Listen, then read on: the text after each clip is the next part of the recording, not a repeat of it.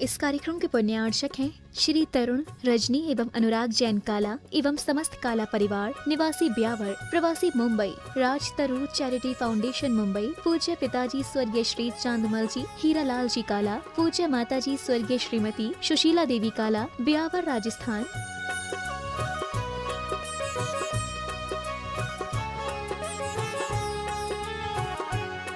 बेटी एवं जमाई श्रीमती अरिधि श्री अंकुर जी एवं दोहिता आर्यवीर पाटनी मुंबई, समधी जी श्री रिखब जी एवं श्रीमती पुष्पा जी पाटनी कोलकाता। भ्राता परिवार श्री राजेश अर्चना, श्री सौरभ, अन्नू, अक्षत, अवधि काला अजमेर। बेटी एवं जमाई श्रीमती सुरभि श्री अनित जी छाबड़ा जयपुर। भ्राता परिवार श्री धर्मचंद, बीना, श्री अंकेश, दीप्ति, अमिघी काला ब्यावर मुंबई। बेटी एवं जमाई स्वर्गीय श्रीमती खुशबू पाटनी श्री कपिल जी पाटनी जयपुर। भ्राता परिवार श्री कमल, आभा, आयुष, अक्षिता काला मुंबई। बहन एवं बहनोई श्रीमती सुधा श्री पदम जी पाटनी जयपुर। बेटी एवं जमाई श्रीमती मोना श्री विनीत जी पांड्या कोटा एवं श्रीमती रुचि श्री मनीष जी पांड्या जयपुर। बहन एवं बहनोई श्रीमती वैजयंती श्री नरेश जी दगड़ा, श्री नवनीत, अंतिमा एवं अरिहंत दगड़ा किशनगढ़। बेटी एवं जमाई श्रीमती स्वाति श्री वीरेंद्र जी अजमेरा अजमेर। बहन एवं बहनोई श्रीमती कल्पना श्री देव कुमार जी मेहुल कासलीवाल इंदौर। बेटी एवं जमाई श्रीमती ओनिमा श्री मयंक दुबई।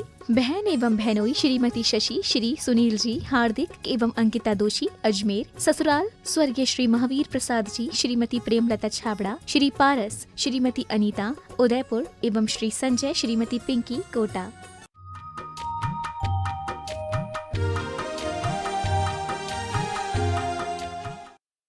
नमो अरिहन्ताणं नमो सिद्धाणं नमो आयर्याणं नमो वज्रायाणं नमो लोये सर्वशाहूणं। पंच परमेष्टि भगवान की जय हो। आचार्य श्री गुरुवर कुंद महाराज की जय हो। आचार्य श्री गुरुवर विद्यासागर महाराज की जय हो। परम पूज्य निर्यापक मुनि श्री 108 सुधा सागर जी महाराज की जय जय हो। परम पूज्य निष्कंप सागर जी महाराज की जय हो। कोटा से नैवेद्य जन की जिज्ञासा है। पूज्य महाराज श्री के चरणों में नमोस्तु। महाराज श्री धर्म अधर्म द्रव्य संपूर्ण लोकाकाश में अन्य सभी द्रव्यों के साथ कैसे रह सकती हैं? हम इन्हें भिन्न भिन्न कैसे पहचानेंगे, जानेंगे? क्या इन सभी द्रव्यों में मिक्सिंग नहीं हो रही है? कृपया कोई उदाहरण देकर समझाने की कृपा। नहीं, ऐसा नहीं है। संयोग भाव होता है। सभी द्रव्यों में एक ऐसी अवगाहनित शक्ति है कि सभी एक स्थान पर रह कर के भी शंकर दोष नहीं आता, एक दूसरे को मिलते नहीं हैं।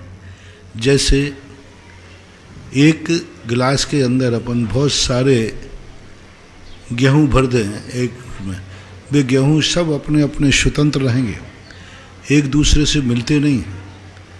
रैना नाम राशियों जैसे रत्नों की राशि इकट्ठी एक साथ रह जाए, ऐसा ही कोई जैसे आपके एक गिलास के अंदर दूसरा गिलास रख दो, दोनों गिलास अपनी अपनी स्वतंत्र सत्ता लिए रहते हैं।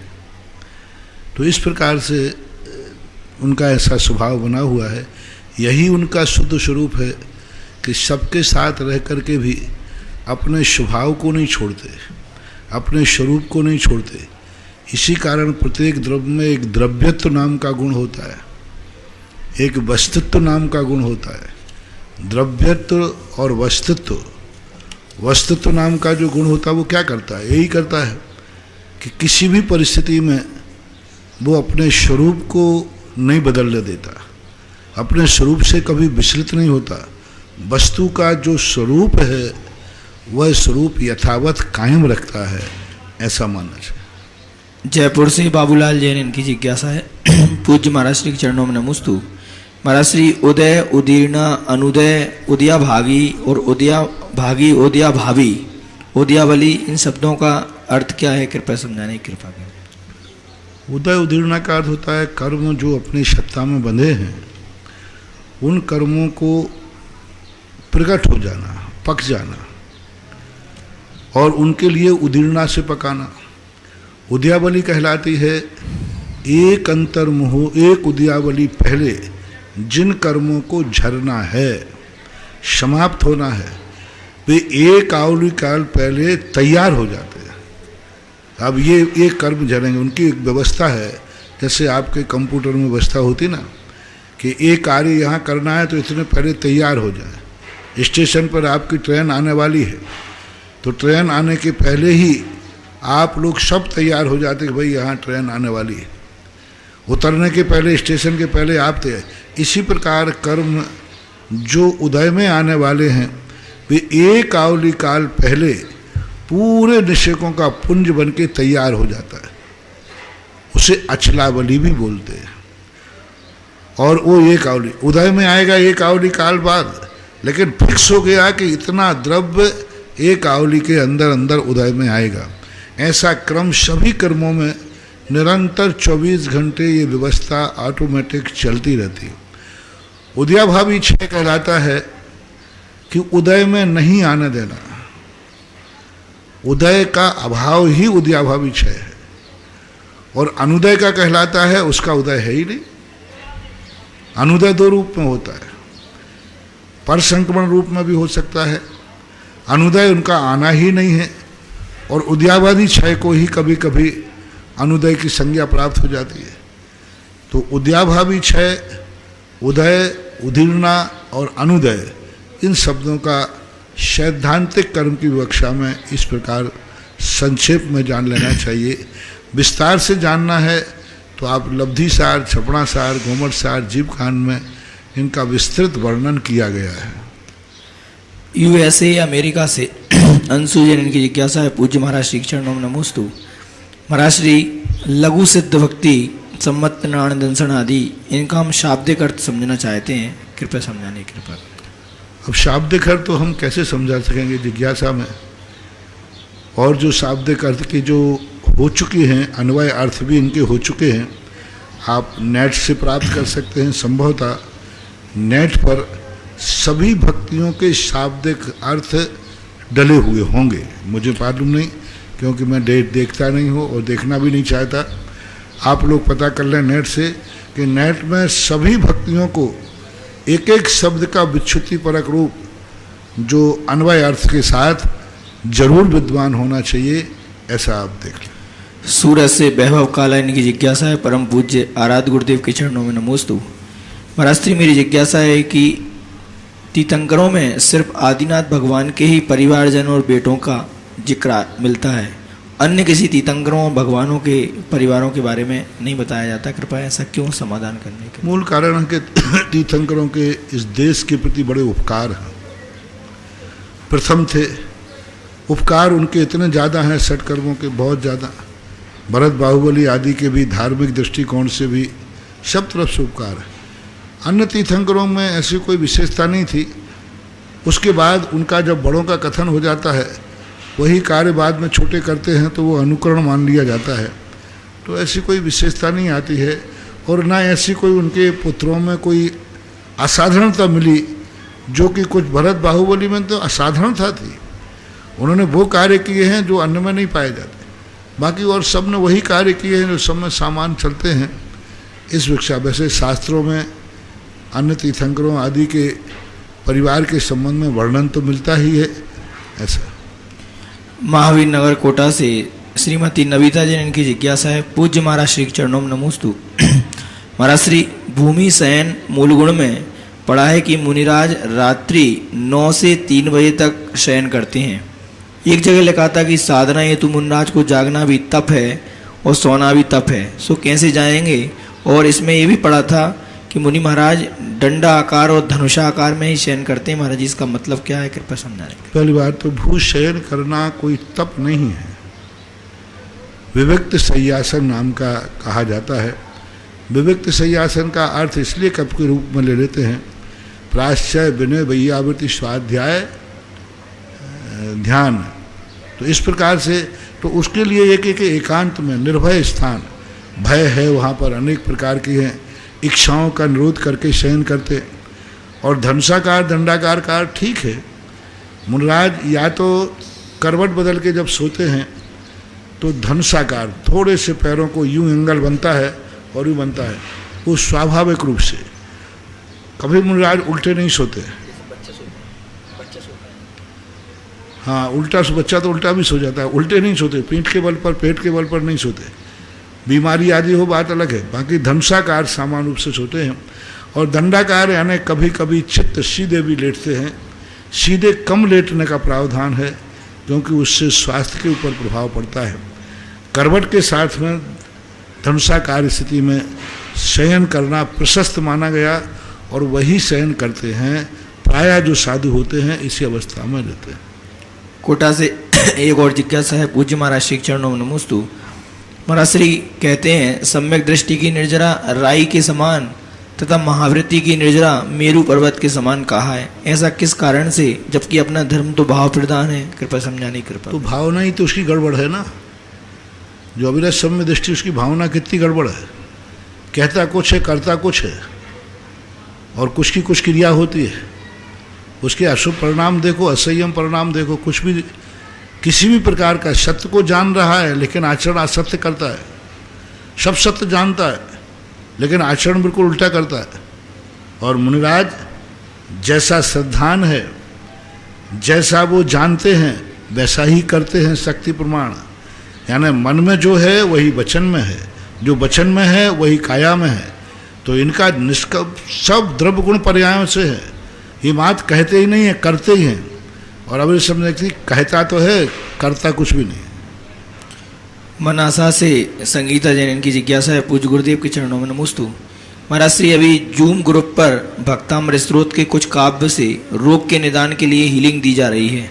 सामने वाला पानी का गिलास भरकर रखा जाता है, फिर काव्य। इस संबंध में बहुत बार प्रश्न आ चुके हैं, मैं बता चुका हूँ। अब बार बार मेरे से कहलवाना, देखो विधि कथन तो मैं बार बार कहने को तैयार हूँ। निषेध कथन जो है, खंडन का कथन है, उसको बार बार कहलाना मैं साधु हूँ। साधु की भूमिका में किसी भी चीज़ का खंडन, नकारात्मक खंडन बार बार करना उचित नहीं है। विधि पूर्वक हमारे लिए कथन करने में, हमें बार बार कहने में, क्या 100 बार कहने में आपत्ति नहीं होती। एक बार हमने कह दिया कि जैनागम में ऐसा कोई वर्णन नहीं है, बस नहीं, इससे ज़्यादा आप मेरे से क्या अपेक्षा करते हैं। बनगांव से श्रीमती माधुरी जैन की जिज्ञासा है, परम पूज्य मेरे आराध्य गुरुदेव के चरणों में नमोस्तु।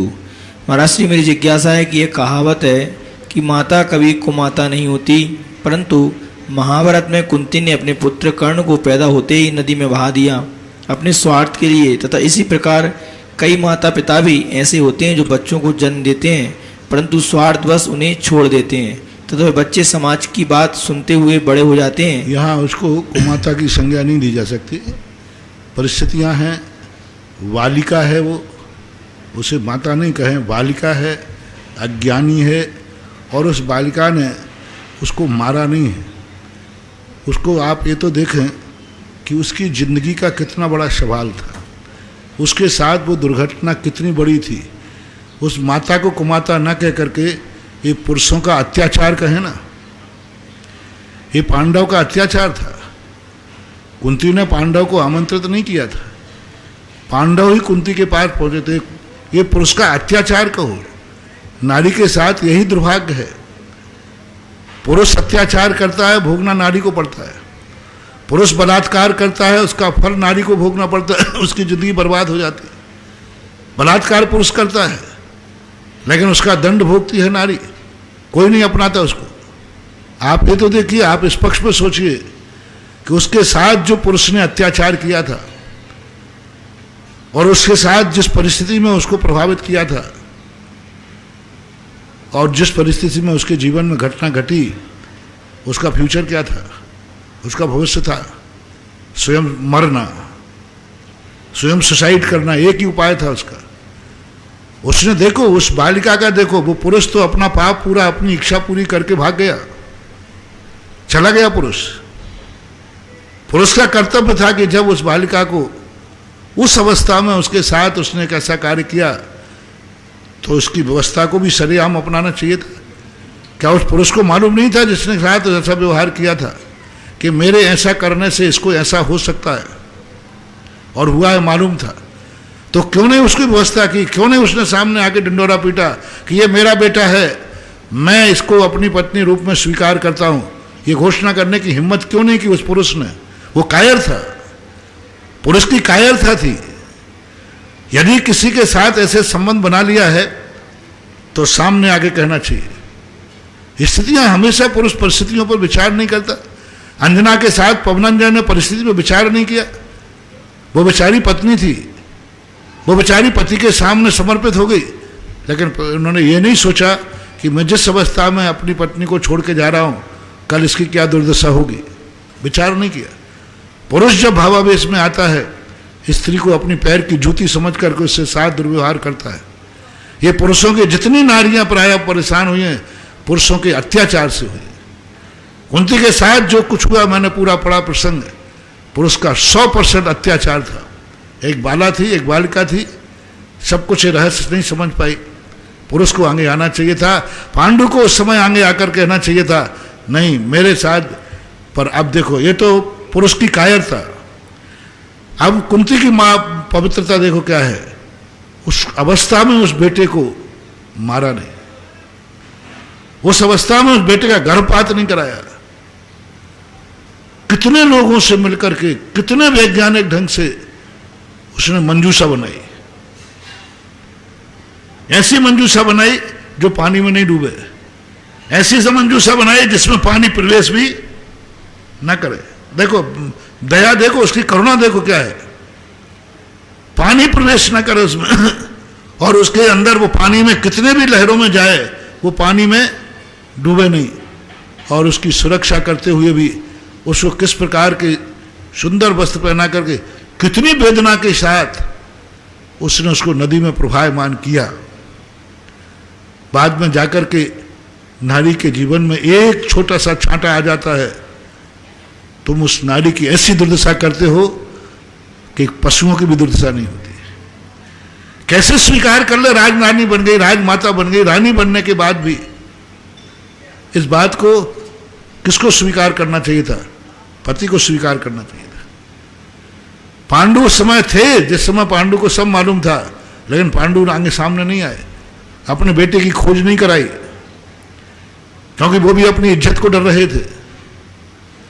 एक पुरुष होकर अपनी इज्जत को डर रहा है तो वो तो एक अबला थी, नारी थी। बड़े होने के बाद वो राजरानी, राजमाता बनी। क्या दुनिया यदि सुनने के बाद राजमाता के रूप में क्या देती? बहुत परिस्थितियां देखा करो महानुभाव। काश उस स्थान पर तुम होते तो क्या करते? यही इसका जवाब है। आस्था से डॉक्टर मगन जैन की जिज्ञासा है, पूज्य गुरुदेव के चरणों में नमोस्तु। महाराज श्री कृष्ण लेस्या के जघन्य परिणाम तथा शुक्ल लेस्या के उत्कृष्ट परिणामों में आयु कर्म का बंध क्यों नहीं होता? कृपया समाधान करने की। वो उसके योग्य परिणाम नहीं है। जैसे आप लोग आटे में ज़्यादा पानी डाल दो तो वो लोई नहीं बनेगी, रोटी नहीं बनेगी। कम डालोगे तो लोई नहीं बनेगी। अब इसके लिए क्या है? नेचुरल परिणाम। उस समय उन निश्चयों को पकड़ने की ताकत उन परिणामों में नहीं होती। जयपुर से अरविंद कुमार जैन की जिज्ञासा है, परम पूज्य गुरुदेव के चरणों में त्रिवार नमोस्तु। महाराज से मेरी जिज्ञासा है कि आत्मा में जो बिजली के रूप में जो अदृश्य चेतन स्वरूप आत्मा है, जिसमें रूप रस गंध और वर्ण नहीं है, लेकिन उसमें जो कर्म रूप पुद्गल मूर्त रूप है, जिसमें रूप रस गंध आकार सब है, तो मेरी जिज्ञासा है कि वे कैसे आत्मा से चिपक जाते हैं और ये कैसे आपस में मिलते होंगे? कृपया समाधान करें। क्यों नहीं? कर्म के पूरे गुण हैं, स्पर्श रस गंध वर्ण सब है, सब कुछ उसमें है। स्निग्ध रूक्ष तो उसमें होते ही हैं, सारे गुण होते हैं। शीत उष्ण में से एक और स्निग्ध रूक्ष में से कोई एक गुण तो होता ही है। मात्र हल्का भारी कार्बन वर्णाओं में हल्का भारी और कठोर और मृदु, ये दो गुण परमाणु में नहीं पाए जाते। इन्हीं को ध्यान में रखकर कई आचार्यों ने एक आध स्थान पर ऐसा आया है कि कर्म वर्णाओं में भी दो गुण होते हैं, स्निग्ध रूक्ष में से एक और शीत उष्ण में से एक, ऐसा माना है।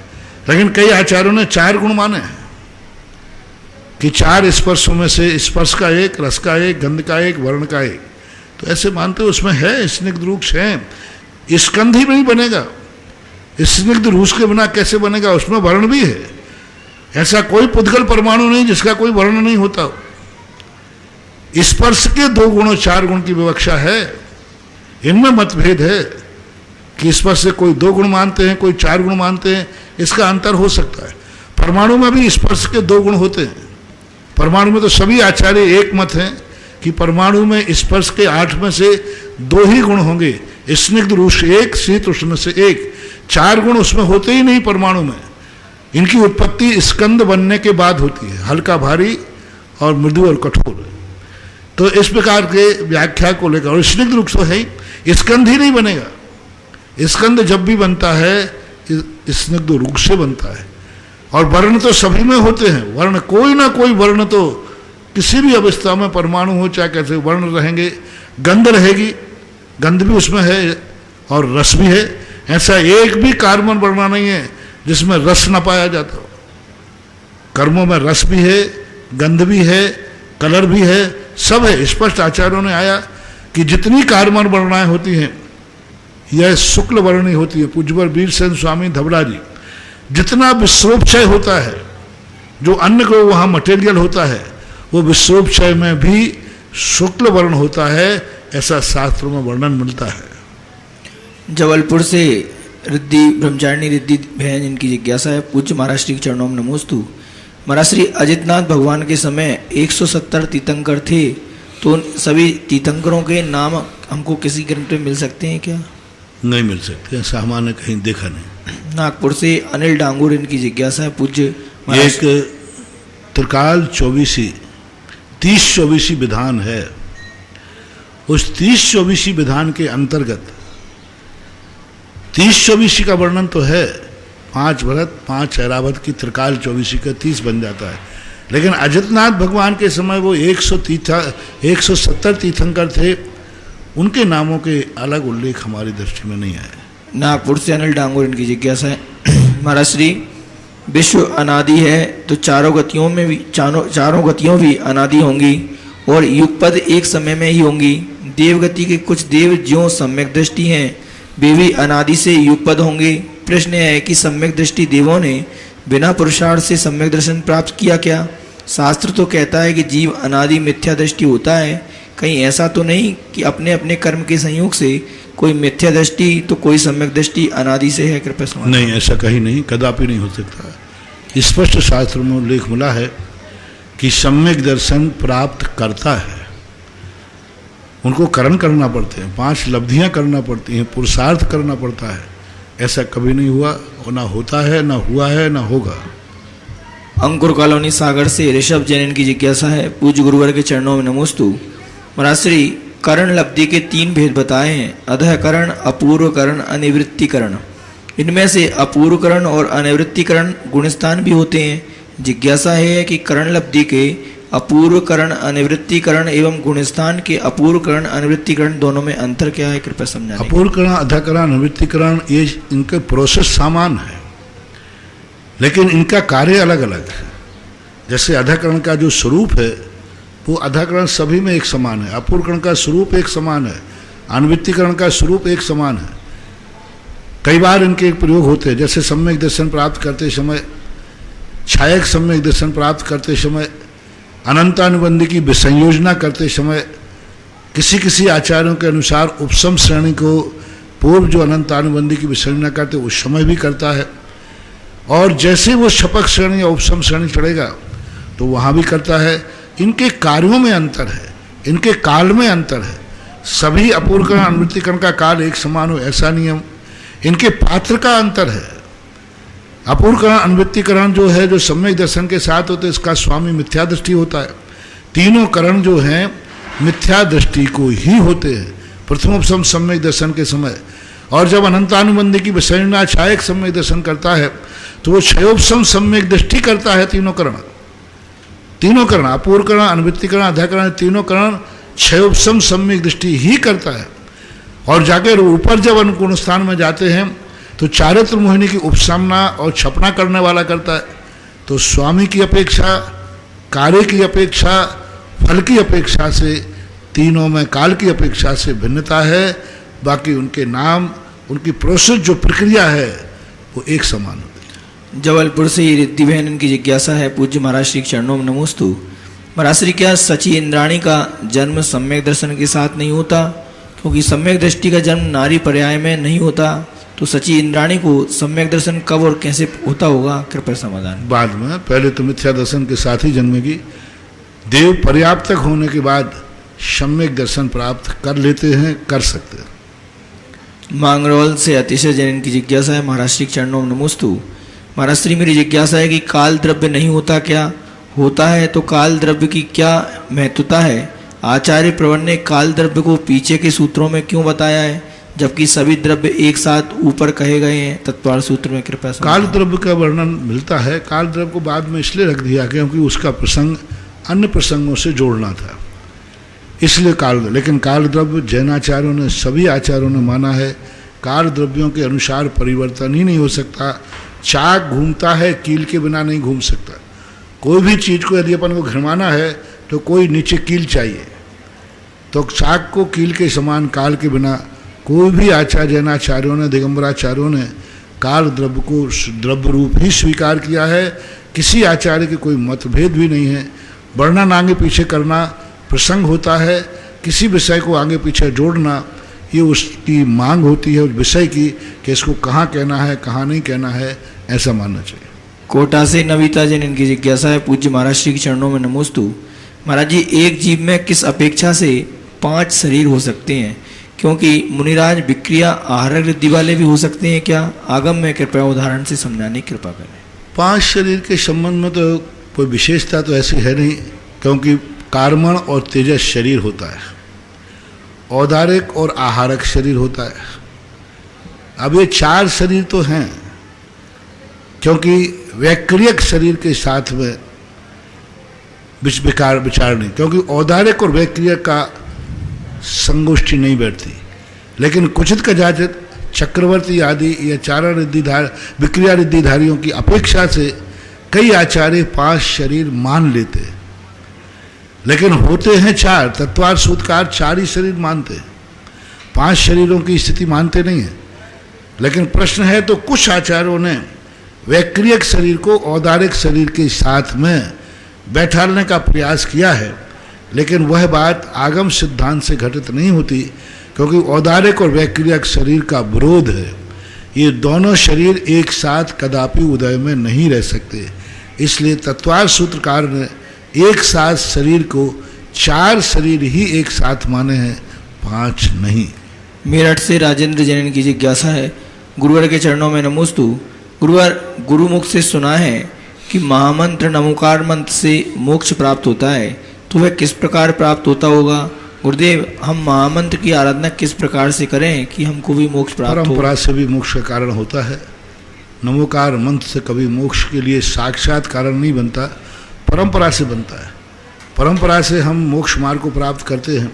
नमोकार मंत्र के माध्यम से हम अपने अशुभ कर्मों को कम करते हैं, और जब अशुभ कर्म कम होते हैं तो हमारे अंदर आगे बढ़ने की शक्ति आ जाती है। 12 से इंजीनियर पंकज पाटनी इनकी जिज्ञासा है। पूज्य महाराज श्री के चरणों में नमोस्तु। महाराज श्री सप्तम गुणस्थान की 2 अवस्थाएं की गई हैं, स्वयस्थान अप्रमत्त और सातिशय अप्रमत्त।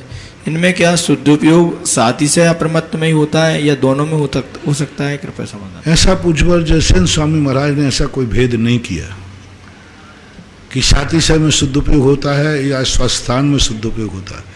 उन्होंने इतना ही वर्णन किया कि शुद्धोपयोग की जघन दशा सप्तम से शुरू होती है।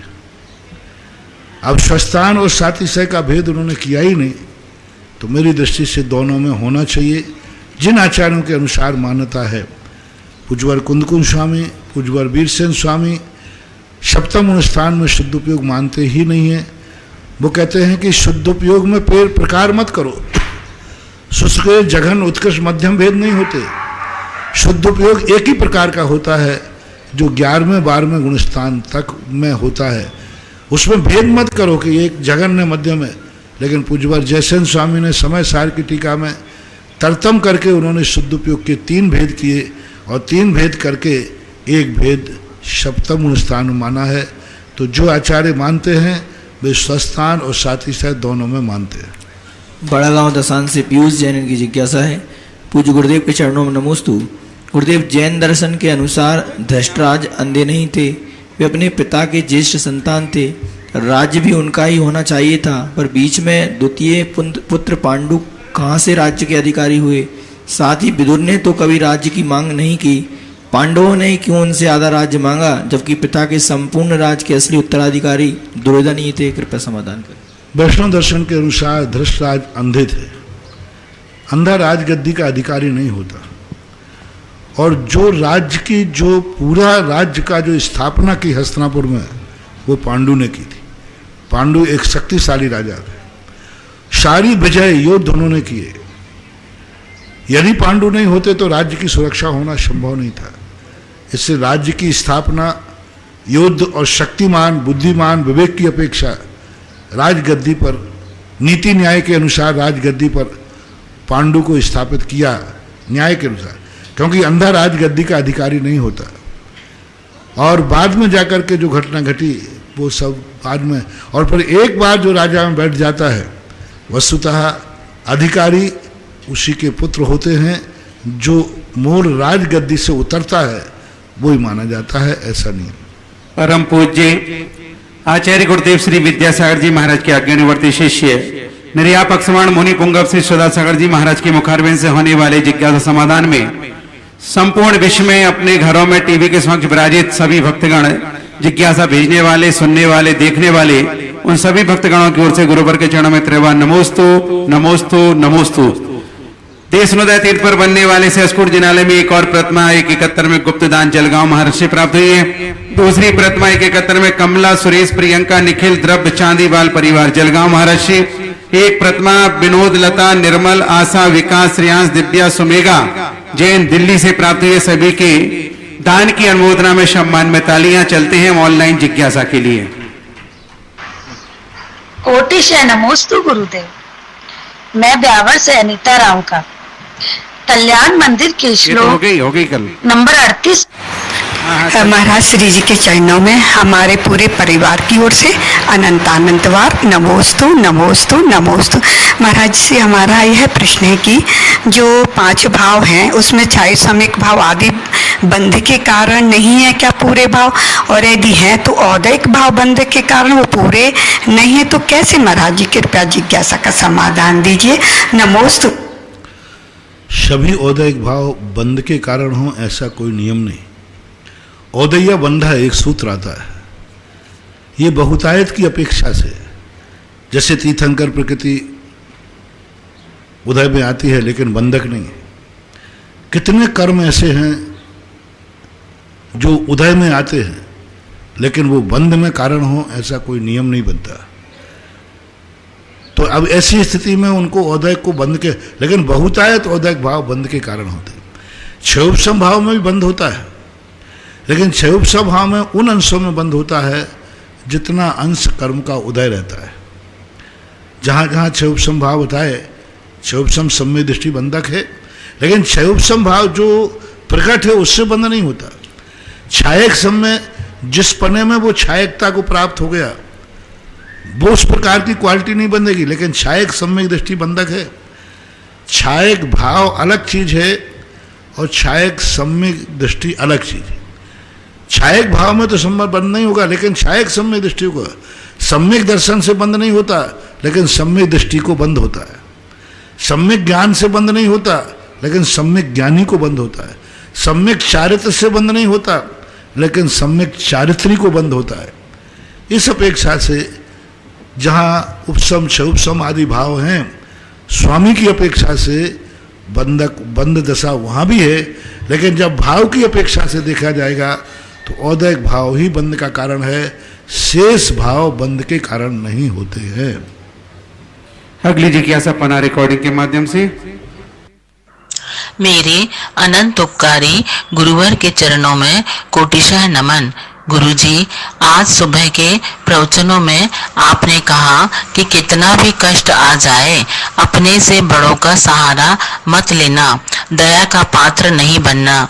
मैंने भी यह सुनकर कोशिश करने का संकल्प ले लिया और 9 बार कार्योत्सर्ग कर लिया। पर गुरुजी, प्रतिमाधारी को अंतिम समय समाधि मरण करने के लिए गुरु या आरिका माता जी का सहारा तो लेना ही पड़ेगा। उस समय हम क्या करें? नमोस्तु गुरुवर। आप संकल्प तो ले लिया, लेकिन सुधार करें उसमें। सहारा लेने की मना नहीं किया। मैंने ये कहा है कि कभी हमसे जो बड़े लोग हैं वे हम पर दयालु ना हो जाए, वे हमारे लिए कठोर रहे, क्योंकि वो हमारे बड़े हैं, हितैषी हैं। हमने लक्षण बनाया, बड़े का लक्षण क्या है? जो हमारा हितैषी है, हमारा स्वप्न में भी बुरा नहीं कर सकता, हमारा सदा हित करने वाला है, हमारा गुरुजन है। वे व्यक्ति मेरे प्रति कठोर बने, जितना कठोर हो सके उतना कठोर बने, जिससे आनंद से मैं और निकलूंगा। मेरी अपनी इच्छाएं जो हैं वो बड़ों से पूर्ति नहीं कराऊंगा, क्योंकि मेरी इच्छाएं गलत होती है, और बड़े यदि मेरी इच्छा के समर्पित कर देंगे तो मैं बड़ों की इच्छा पूरी करूं। आप प्रसंग को देखना, बड़ों से इच्छा पूरी कराना और बड़ों की इच्छा पूरी करना। संलेखना में आप माता जी से अपनी इच्छाएं पूरी नहीं कराएंगे, आरिकाओं की इच्छा पूरी करेंगे कि वो जैसा कहेंगे वैसे करो। और ये सहारा लेना, तुमने सहारा नहीं लिया, ये तो आगम की आज्ञा है, शास्त्रों की आज्ञा है।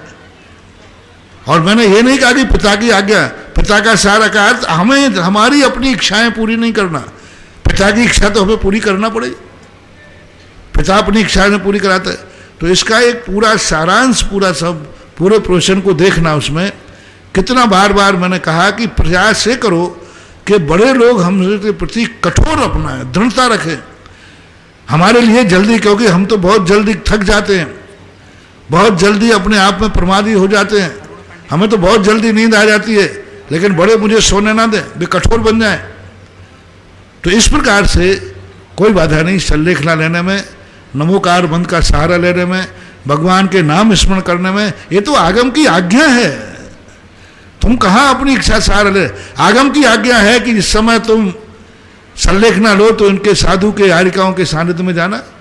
आगम की आज्ञा है कि कष्ट के समय नमोकार मंत्र पढ़ना, कष्ट के लिए दूर करने के लिए नहीं, कष्ट के लिए नहीं पढ़ना, कष्ट के समय में पढ़ना। इसमें अंतर समझ जाना। भगवान के मंदिर में नहीं जाओगे, कष्ट के समय कहाँ जाएंगे? कष्ट के लिए नहीं जाना, कष्ट में मंदिर ही जाना। कष्ट के लिए नमोकार मंत्र नहीं, कष्ट में नमोकार मंत्र ही पढ़ना। कष्ट में भगवान को पुकारना, गुरु को पुकारना, सब करना, कोई बाधा नहीं है। जैसे मैंने एक बार कहा था ना, भगवान का अभिषेक भगवान के लिए मत करना, लेकिन भगवान का ही करना। क्या अंतर है?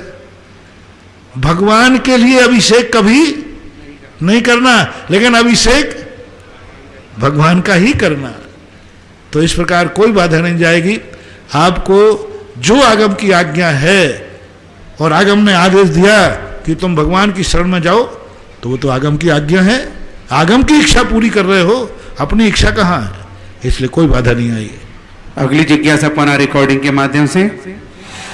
जगत पूज्य निर्यापक श्रमण के चरणों में मेरे पूरे परिवार की तरफ से बारंबार पूर्ण श्रद्धा भाव से नमोस्तु नमोस्तु नमोस्तु। महाराज श्री जी, यदि कोई साधु मानुषोत्तर पर्वत पर ही मानो विराजमान है, तो क्या वो मानुषोत्तर पर्वत के बाहर वाले जीवों के मन की बात को जान सकते हैं? आगम में स्पष्ट उल्लेख है कि 2.5 द्वीप के बाहर के स्थित व्यक्ति के मन की बात को मना प्रज्ञानी नहीं जानते। 45 लाख योजन जो उनका क्षेत्र है उसी के अंदर जानते हैं, चाहे वो कहीं बैठ जाएं। ऐसा कहीं नहीं लिखा है कि जहां वो बैठे वहां से चारों तरफ 45 लाख योजन बनाए, नहीं। नाना जीवों की अपेक्षा मना प्रज्ञान का क्षेत्र कितना है? 45 लाख योजन। एक जीव की अपेक्षा नहीं कहा है, नाना जीवों की अपेक्षा 45 लाख योजन के अंदर से ही जानता है। अब वो कहाँ बैठे हैं, सभी का 45 लाख योजन होता हो, ऐसा कोई नियम नहीं है। उत्कृष्ट है, इसलिए वो बाहर की बात को नहीं जानते। इस संबंध में चर्चाएं आती हैं ये, लेकिन ऐसा घटित नहीं होता, आचार्यों ने ऐसा स्वीकार नहीं किया। अगली जिज्ञासा पुनः रिकॉर्डिंग के माध्यम से। मेरे आराध्य गुरुवर के पावन चरणों में मेरे परिवार का, श्री दिगंबर जैन महासमिति परिवार का और बालिका छात्रावास परिवार का बारंबार नमोस्तु नमोस्तु नमोस्तु। गुरुवर, गत 25 वर्षों से आपके आशीर्वाद और प्रेरणा से ग्रीष्मकालीन धार्मिक संस्कार शिक्षण शिविर पूरे राजस्थान में लगाते आ रहे हैं। गत वर्ष कोरोना महामारी के कारण यह शिविर नहीं लग पाया। इस वर्ष जूम पर इस शिविर को लगाना का निश्चित किया है। गुरुवर, इसमें 1500 बच्चों का एडमिशन हो चुका है। प्रथम भाग, द्वितीय भाग और 6 डाला का शिक्षण दिया जाएगा।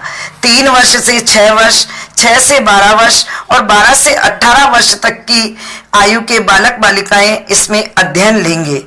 गुरुवर, मुझे बताते हुए बड़ा हर्ष हो रहा है कि इस बार श्रमण संस्कृति संस्थान के अंतर्गत संत सुधासागर बालिका छात्रावास की विदुषी बालिकाएं प्रशिक्षण देंगी, जिनको डॉक्टर शीतल प्रसाद जी, डॉक्टर जय कुमार जी और डॉक्टर अरुण जी भाई साहब ने पूरा मार्गदर्शन भी दे दिया है और उनको समझा भी दिया है।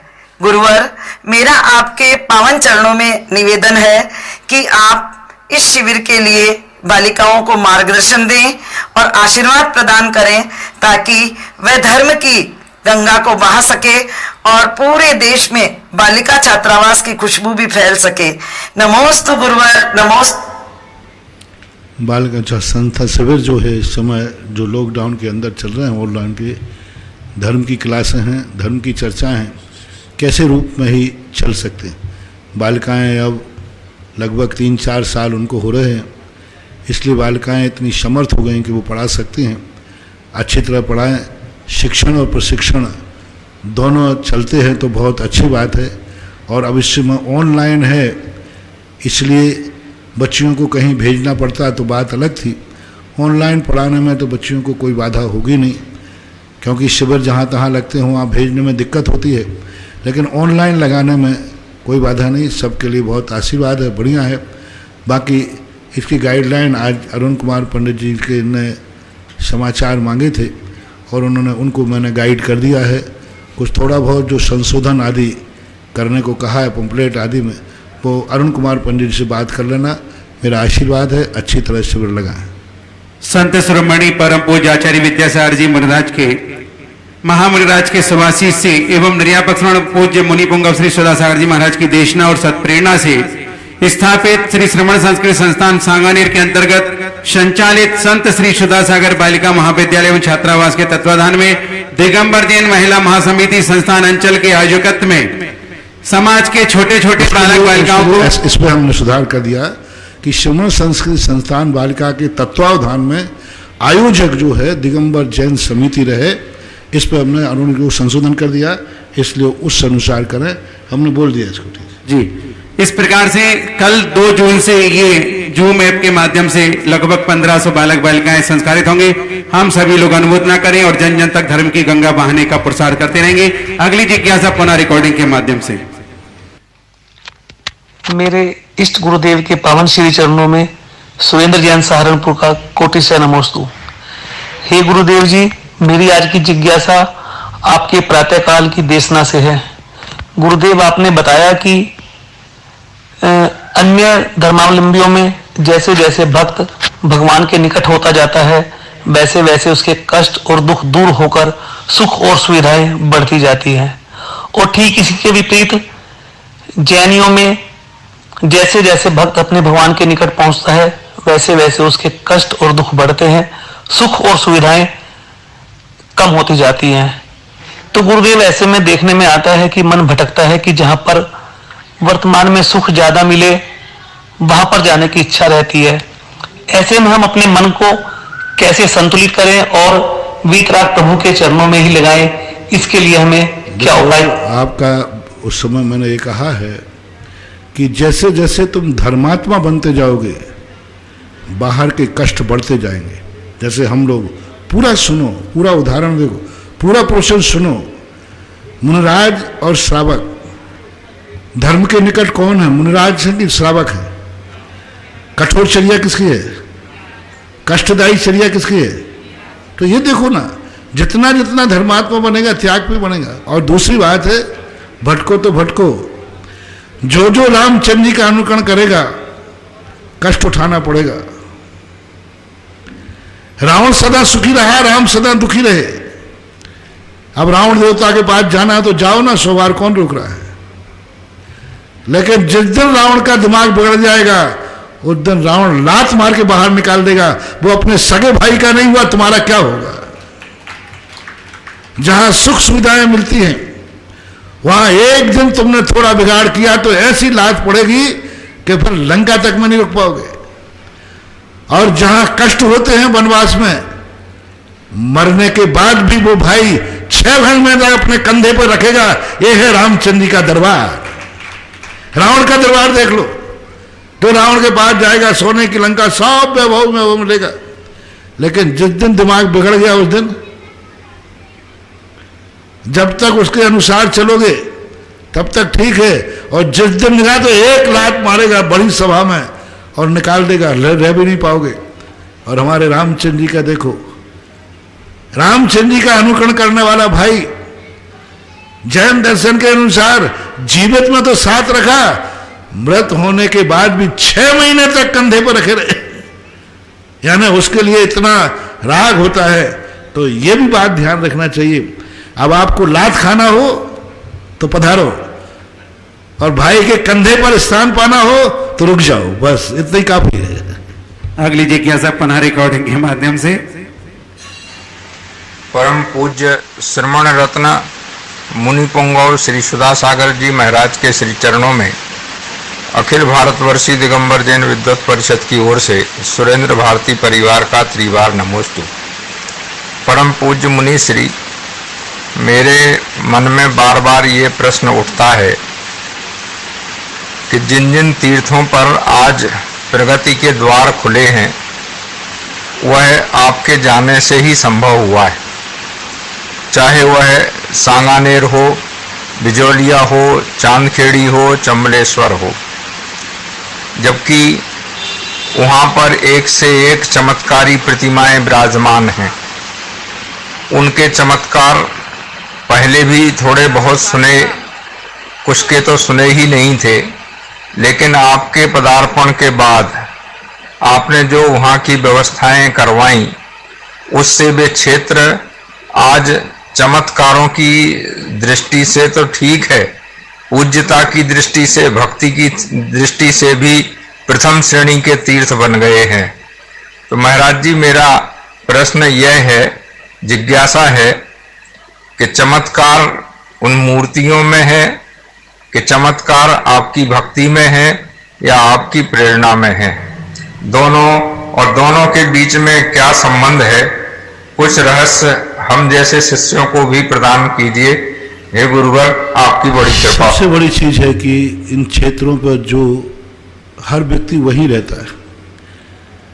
कई बार एक भिखारी जिंदगी भर भीख मांगता रहता है उसी स्थान पर बैठा जहां खजाना गड़ा था। खजाना वहीं गड़ा था, करोड़ अरबों का खजाना था, और वो वहीं बैठ के क्या मांग रहा था? भीख मांग रहा। और एक व्यक्ति वहीं आया, उसने थोड़ा सा गड्ढा खोदा, खजाना मिल गया।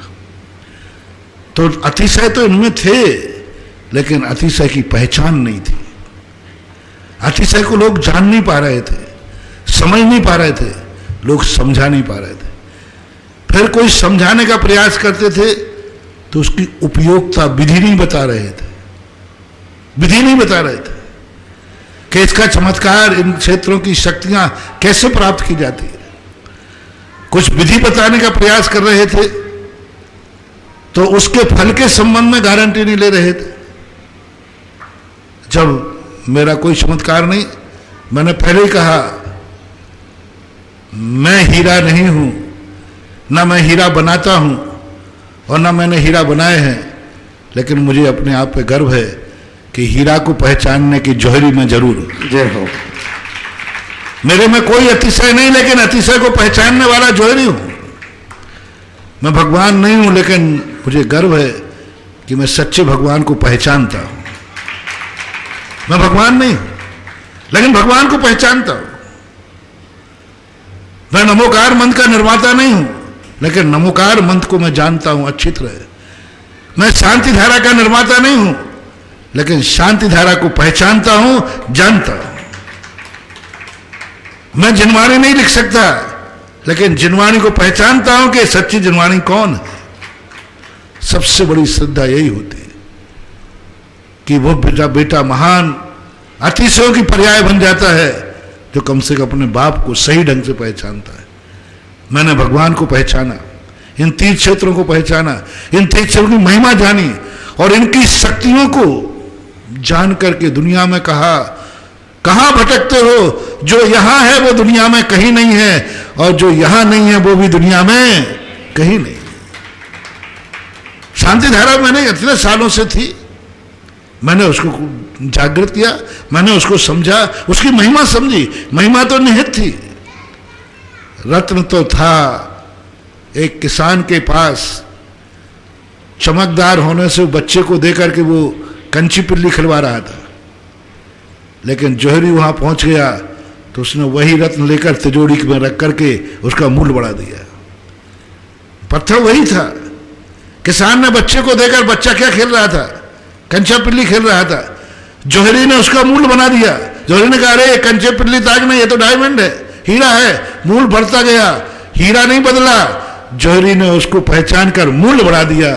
बस यही कला, यही गुण के कारण से वही क्षेत्र, वही सांगानेर है जहां कागलें अभिषेक करती थी, कागलें बागले चमगादड़ें अभिषेक करती थी मूर्तियों का, आज वहां पर सारी दुनिया लाइन लगा के अभिषेक कर रही है। जहां जयपुर के लोग भी दर्शन करने नहीं जाते थे, आज वो अंतरराष्ट्रीय क्षेत्र बन गया, क्योंकि उसकी जो महिमा थी वो जगत के सामने रख दी। और मेरा तो एक ही भाव है, इसलिए मैं किसी तीर्थ से नहीं बनता हूं, मेरा एक ही तमन्ना है, जहां मेरे जिनेन्द्र देव की मूर्ति हो वही महातीर्थ क्षेत्र हो। हर मूर्ति में अतिशय खोजना चाहता हूं मैं, जहां मिल जाता है खूब डंके की चोट पर कहता हूं। और दूसरी बात, दुनिया का विश्वास जीतना। डॉक्टर तो सभी होते हैं, लेकिन हर डॉक्टर पर हर व्यक्ति का विश्वास नहीं होता। विश्वास की बात है, जनता को आज ये विश्वास हो गया कि महाराज जो बोलते हैं इसमें महाराज का निजी स्वार्थ नहीं है, निजी व्यक्तिगत नहीं, मेरा कोई मठ नहीं है, मेरा कोई एक तीर्थ क्षेत्र नहीं है।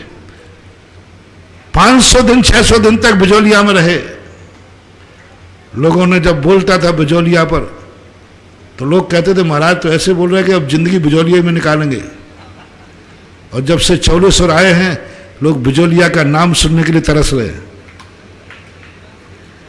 जो दिन में 2 बार टाइम के प्रश्नों में 4-5 बार बिजौल तपोदय का नाम आता था, और अब महीनों निकल गए। काला जी बैठे बैठे तरस रहे हैं कि महाराज एक आध बार तपोदय का नाम ले लो, हम यहीं बैठे। क्यों, देशनुदय कम है क्या? देशनुदय कम है क्या? चौलेश्वर पारसनाथ कम है क्या? लेकिन सुन लेना रे, बस समझ जाओ अपना काम एक ही है, बस यही जनता का सबसे बड़ा विश्वास है। और मैं सदा कहता हूं, हमेशा उस वाणी को स्वीकार करना जहां उसका निजी स्वार्थ ना हो और सामने वाले हो। मैं हमेशा कहता हूं, मुझे ये तीर्थ क्षेत्र इसलिए नहीं बनाना कि इन तीर्थों की महिमा बढ़े, मैं तो इसलिए बढ़ा रहा हूं कि इन तीर्थों की शक्ति है, उसका लाभ हमारे भक्तों को मिले। मैं तीर्थों की महिमा गाने वाला नहीं हूं, पर इस तीर्थों में जो शक्तियां हैं इसका लाभ मेरे भक्तों को मिले। मैं शांति धारा का प्रचार नहीं कर रहा हूं, शांति धारा में जो शक्ति है उसका लाभ मेरे भक्तों को मिलना चाहिए, ये भाव मेरा है। इसलिए, और ये भाव आप लोग भी धारण करो, निजी स्वार्थ छोड़ करके अपनों के जो समर्पित हैं उनके प्रति यदि अपने भाव बनते हैं, निस्वार्थ सेवा। मेरे गुरु ने एक मंत्र दिया था, कोई कार्य करते समय मैंने कहा था सफलता का सूत्र दीजिए, सबका विश्वास मैं जीत सकूं, सब लोग विश्वास कर सकें। तो आचार्य सिंह ने एक ही बात कहा था, निजी स्वार्थ कभी रखना नहीं, किसी का हित करने की सोचना नहीं, जाओ सफलता तुम्हारे कदमों में बिछी रहे। अपना निजी स्वार्थ करना नहीं। किसी भी क्षेत्र के लिए मैं विकसित करता हूं, कुछ नहीं सोचता निजी स्वार्थ, भविष्य में मेरे कोई काम आएगा कि नहीं, भविष्य में मैं यहाँ आऊंगा कि नहीं, भविष्य में मैं यहाँ क्या करूंगा, ऐसा कोई स्वार्थ नहीं रहता।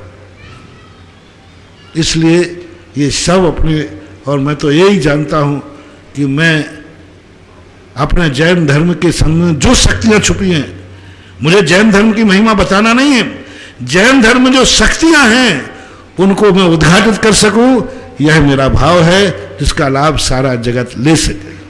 अगली जिज्ञासा पुनः रिकॉर्डिंग के माध्यम से। कोटि से नमोस्तु गुरुदेव, मैं ब्यावर से कमल राव का। गुरुदेव, द्रव्य संग्रह की गाथा नंबर 36 में ये आया है कि वह मिथ्या दृष्टि जीव जो सम्यक दर्शन प्राप्त करने वाला है या जो सम्यक दर्शन के सम्मुख है, उसकी भी तो अविपाक निर्जरा होती है। तो गुरुदेव, ये मान्यता कि शुद्धोपयोग में ही निर्जरा होती है, ये कहां तक सही है? और दूसरी जिज्ञासा इसी में ही ऐसा आया गुरुदेव कि जो वीतरागी है, यानी 7वें गुणस्थान या उससे आगे के गुणस्थान वर्ती हैं, उनके पुण्य कर्मों की निर्जरा होती है, तो इसको पूर्णतया समझाने की कृपा। अविपाक निर्जरा का दो रूप माने जाते हैं। अविपाक की परिभाषा है जो समय से पूर्व आकर के फल देते हैं, उनको अविपाक निर्जरा कहते हैं। एक अकाम निर्जरा होती है और एक सकाम निर्जरा होती है। तो मिथ्या दृष्टि, कल परसों भी प्रश्न आया था, वो भी अकाल में कर्मों को छुपाता कराता है, लेकिन वो अकाम निर्जरा, अविपाक निर्जरा काम की नहीं है, क्योंकि वो लक्ष्यभूत से भ्रष्ट है। दूसरा, जब सम्यक दर्शन प्राप्त करता है व्यक्ति, अभिमुख होता है, उस समय उनके कर्मों की अविपाक निर्जरा होती है। स्थिति भाग, अनुभाग, कांडक भाग, स्थिति कांडक भाग करता है, लेकिन वो अविपाक निर्जरा इसलिए नहीं गिनी जाती क्योंकि वो मिथ्या दृष्टि है। क्योंकि अभी जब मिथ्या दृष्टि है तो वो अविपाक निर्जरा है, लेकिन होकर के भी वह बहुत अल्पकाल के लिए होती है, बहुत अल्पकाल के लिए। इसलिए उसको विशेष कोड नहीं किया गया, क्योंकि करण लब्धि आदि में ढला हुआ जीव कर्मों की बहुत सारी गुण श्रेणी निर्जरा तो नहीं करता, लेकिन गुणकार निर्जरा यानी गुण श्रेणी आयाम जिसे बोलते हैं, निर्जरा करता है। कर्मों की स्थिति को घटाता है। 70 कोड़ा कोड़ी की स्थिति को घटाकर अंता कोड़ा कोड़ी कर दिया। उस समय आगाल प्रत्यागाल करके उदीर्णा करता है, तो उसको काउंटिंग में नहीं लेते, क्योंकि अच्छी चीज जो है अच्छे के साथ ही शोभा देती है। कुचित कजायत यदि गलत व्यक्ति के पास पहुंच जाए तो उसका वर्णन नहीं किया जाता। इस अपेक्षा से जानना। और पुण्य कर्मों की निर्जरा कदापि नहीं होती। कुछ कर्म ऐसे होते हैं जो क्षय को प्राप्त होते हैं, पुण्य कर्म की निर्जरा की नहीं जाती। पुण्य कर्म जैसे जैसे व्यक्ति शुद्ध होता जाता है, पुण्य कर्म अपने आप स्वतः समाप्त होता है। इनके जैसे महाव्रत छोड़े नहीं जाते हैं, केवल ज्ञान होने के बाद वो अपने आप गौण हो जाते हैं। पुण्य कर्म का त्याग नहीं किया जाता, पुण्य कर्म की निर्जरा नहीं की जाती, पुण्य कर्म के निर्जरा का पुरुषार्थ भी नहीं किया जाता। जैसे जैसे वो शुद्धता की तरफ पहुंचता जाता है, पुण्य कर्म अपने आप शांत होता जाता है, ऐसा मानना चाहिए। अगली जिज्ञासा राशि छाबड़ा जयपुर, और इसके बाद तैयार है सारिका महुआ। ये रखे आगे, माइक उठाओ। इसके पूर्व महाराज श्री अनिल जी पटवारी बिजोलिया, गुरुदेव के चरणों में नमोस्तु। उनकी जिज्ञासा है, कर्म सिद्धांत का कथन है कृष्ण, नील, कापोत ये तीनों लेस्याएं असंयम का प्रतीक है, पीत, पद्म, शुक्लेश्या संयम का प्रतीक है। तो गुरुदेव प्रश्न है, संयमी जीव के सदा शुभ लेस्या ही रहती है, और क्या असंयमी जीव के सदा अशुभ लेस्या ही रहेगी? ऐसा कोई नियम नहीं है। अविरत शब्द दृष्टि के शुभ लेस्याएं भी होती, मिथ्या दृष्टि को शुभ लेस्या होती। शुक्ल लेस्या के बल पर वो 9वें ग्रह बिक जाता है, तो 6 लेस्याएं बनी रहती हैं। रही बात संयमी की, सभी आचार्यों में प्रायः सभी आचार्य संयमी की सदा शुभ लेस्या ही मानते हैं, लेकिन पूज्यवर पूज्यपाद स्वामी शर्वार सिद्धि के अंदर बकुस की आदि की जो है 6 लेस्याएं मानते हैं। उनकी भी कुचित कजाचत 6 लेस्याएं होती हैं, जैसे दीपायन मुनि आदि को अति क्रोध आना। इस प्रकार के कुचित कजाचत अशुभ लेस्याएं कुछ आचार्यों ने संयमी के साथ भी मानी, ऐसा माना। जिज्ञासा राशि छाबड़ा जयपुर। मेरे आराध्य गुरुवर के जन्म में मेरा त्रिवार नमोस्तु। महाराज श्री, मेरा प्रश्न ये है कि धर्म की प्रभावना धन से ज़्यादा होती है या ज्ञान से? दोनों से। श्रावक के लिए कहा स्पष्ट शास्त्रों में, श्रावक दान पूजाओं से महान प्रभावना करता है, और साधु के लिए कहा ज्ञान तप और ध्यान से प्रभावना करता है। साधु जब भी प्रभावना करेगा ज्ञान ध्यान तप से करेगा, और ग्रस्त जो पूजा करता है प्रभावना करता है उसके दो साधन है, दान और पूजा। शास्त्रों में रहन सार के अंदर भी आया, अन्न आचारों में लिया। तो ग्रस्त जब दान और पूजा करेगा तो दान पूजा के लिए धन चाहिए, और साधु जब भी पूजा प्रभावना करेगा तो ज्ञान ध्यान तप से करेगा। ऐसा बंटवारा है, ज्ञान हमारे खाते है, धन तुम्हारे खाते है, और दोनों मिल जाएं तो सोने में सुहागा है। जय हो। सारिका जी महुआ। मेरी आराध्य गुरु को त्रिवार नमोस्तु नमोस्तु नमोस्तु। गुरुवर, मेरी जिज्ञासा है कि दान स्वाध्याय अभिषेक देखना पूजन करना ये सब करने से पुण्य का बंध होता है और कर्मों का क्षय होता है, परंतु ये सोच लेना कि इससे पुण्य मिलेगा ऐसा करते हैं, क्या ये सही है और क्या सोचना चाहिए? पहली बात है, इन क्रियाओं से पुण्य नहीं मिलता है, इन क्रियाओं में मन लगे तो पुण्य मिलता है, भावपूर्वक करता है तो पुण्य मिलता है।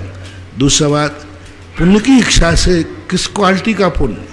आप गृहस्थ हैं, यदि गृहस्थ के लिए पुण्य की इच्छा की बात नहीं आएगी, ऐसा हो ही नहीं सकता, क्योंकि गृहस्थ में बहुत सारी चीजें चाहिए। तो गृहस्थ यदि ऐसे भाव करता है तो कोई आपत्ति नहीं।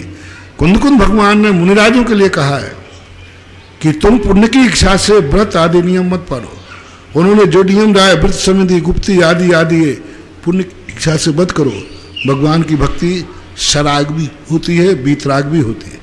कुचित कदाचित गृहस्थ को जीवन में जब संकट आते हैं, जीवन में कुछ ऐसी चीज़ें उपलब्ध चाहिए है जो हम नहीं कर पाता, तो भगवान के प्रति भावना करता है। गृहस्थ यदि अपनी आवश्यकताओं के प्रति पुण्य की इच्छा करता है तो कोई बाधा नहीं है, क्योंकि वो गृहस्थ है। इस प्रकार से जिज्ञासा समाधान संपन्न हुआ। आज नवदा भक्ति पूर्वक पड़गान करके आहार कराने का स्वागत श्रीमती सुशीला देवी, पवन, नरेंद्र, राजेश, पंकज, काला परिवार में हुआ। इस कार्यक्रम के पुण्यार्चक थे श्री तरुण, रजनी एवं अनुराग जैन काला एवं समस्त काला परिवार, निवासी ब्यावर, प्रवासी मुंबई, राज तरुण चैरिटी फाउंडेशन मुंबई। पूज्य पिताजी स्वर्गीय श्री चांदमल जी, हीरालाल जी काला। पूज्य माताजी स्वर्गीय श्रीमती सुशीला देवी काला, ब्यावर, राजस्थान।